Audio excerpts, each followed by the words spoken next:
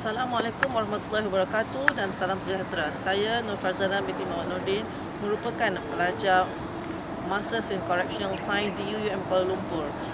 Dan pada hari ini saya akan membuat sedikit perkongsian bagi memenuhi kehendak modul saya, iaitu Criminal in Behaviour Modification. Dan pada hari ini saya akan berkongsi kepada tuan-tuan dan puan-puan sekalian mengenai satu topik yang kian menjadi satu trend di Malaysia, iaitu love scam. Saya percaya semua tahu apakah yang dimaksudkan dengan love scam. Love scam juga dikenali sebagai puzzle scam ataupun dikenali juga sebagai African scam.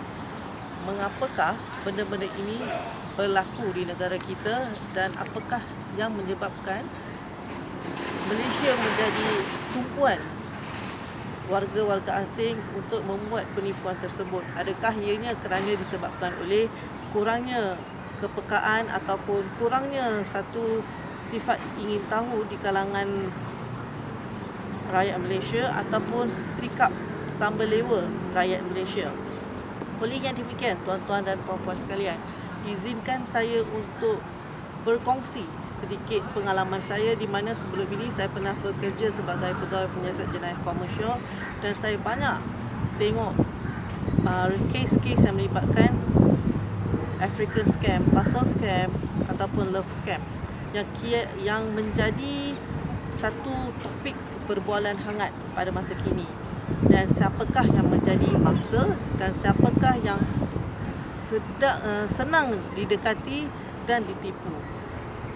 Adakah ianya wanita yang berkejaya, janda, ataupun wanita yang kesunyian, ataupun juga wanita yang masih mempunyai suami?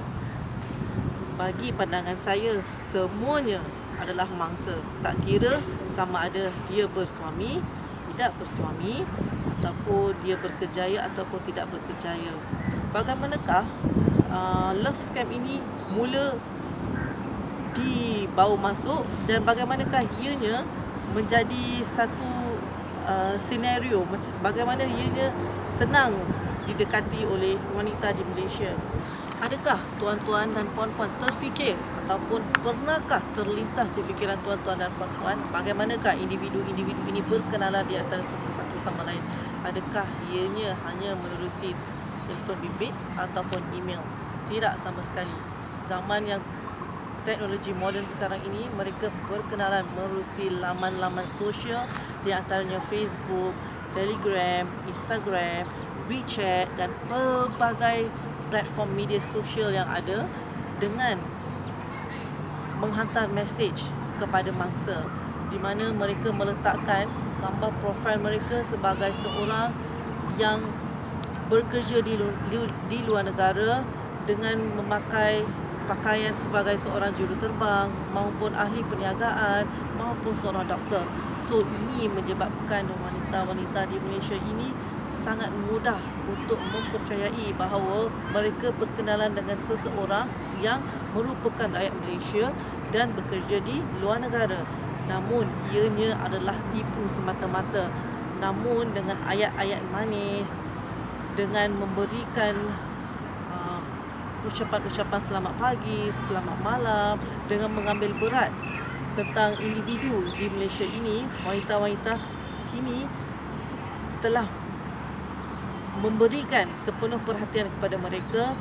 Namun dengan perkara-perkara sedemikian, wanita-wanita kini sering memberikan duit, seperti mereka akan mencadangkan, iaitu untuk memberi hadiah sebagai tanda persahabatan, dengan memberikan sebentuk cincin, dengan memberikan wang tunai, di mana barang-barang tersebut telah dipostkan ke Malaysia dan barang-barang tersebut sekarang telah disekat di kastam, dan mereka telah mempercayai, wanita-wanita di Malaysia dan mangsa di Malaysia telah mempercayai bahawa barang-barang tersebut adalah wujud, dengan membayar duit bagi pelepasan cukai di lapangan terbang.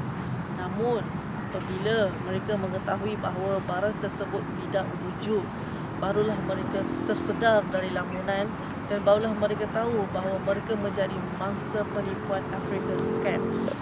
Namun ada segelintir mangsa yang masih tidak percaya bahawa mereka telah ditipu dan masih mempercayai bahawa lelaki yang mereka berkenalan di laman sosial itu masih wujud.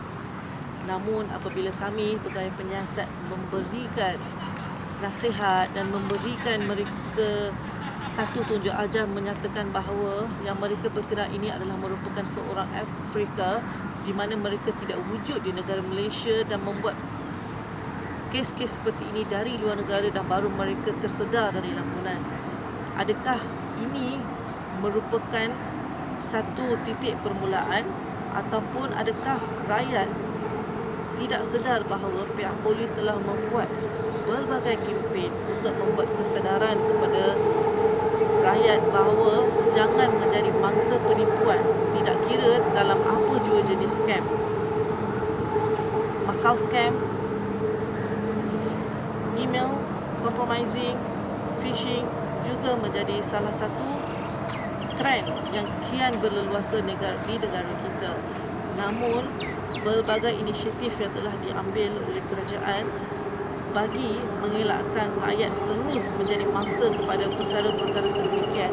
Namun, rakyat hendaklah mengambil inisiatif secara sendiri untuk mengelakkan diri mereka daripada terus menjadi mangsa dalam apa jua keadaan sekalipun.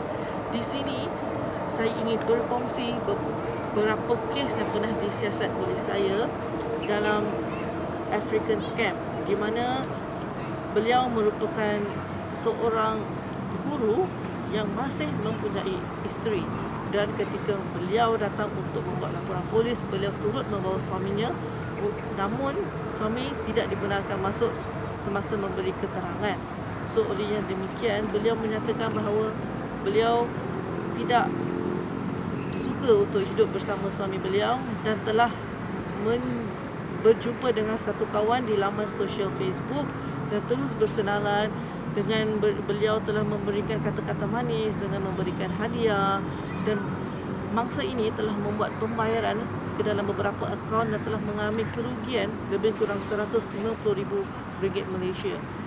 Dan apabila saya menyatakan bahawa bukan sekadar itu sahaja, beliau juga telah membuat perkongsian beberapa video yang tidak sepatutnya kepada lelaki berkenaan, dan apabila saya menyatakan kepada beliau ialah beliau telah menjadi mangsa African scam dan barulah beliau tersedar dan merayu kepada saya supaya tidak melakukan perkara-perkara ini kepada suami beliau. Dan atas dasar keprihatinan, saya telah memberi nasihat kepada beliau untuk tidak mengulangi perkara-perkara sedemikian dan menjadikan ini sebagai satu pengajaran kepada bukan sahaja beliau, namun menyampaikan nasihat-nasihat ini kepada rakan-rakan, saudara mara, sesiapa sahaja yang kita kenal supaya tidak menjadi mangsa dalam apa jua scam yang melibatkan diri sendiri ataupun orang sekeliling. Oleh itu, berdasarkan kepada perkongsian saya sebentar tadi, apa yang dapat saya rungkaikan di sini ialah, adakah kita bersedia untuk menjadi mangsa keadaan ataupun adakah kita mahu perkara-perkara ini terhindar daripada kita ulangi lagi. Oleh itu, kita hendaklah berfikir sebelum apa jua yang kita lakukan, kita adalah berfikir sama ada apa yang kita buat ini adalah benar ataupun tidak. Sekiranya anda dipaksa ataupun sekiranya anda diugut untuk membuat pembayaran dalam apa jua jenis keadaan sekalipun, jangan terburu-buru dan kamu bolehlah menghubungi pihak polis yang berdekatan maupun terus pergi ke balai polis yang berdekatan untuk membuat laporan, dan jangan pergi ke bank untuk membuat pindahan wang di mana pindahan wang ini adalah yang dilakukan secara diam tanpa diberitahu kepada sesiapa pun.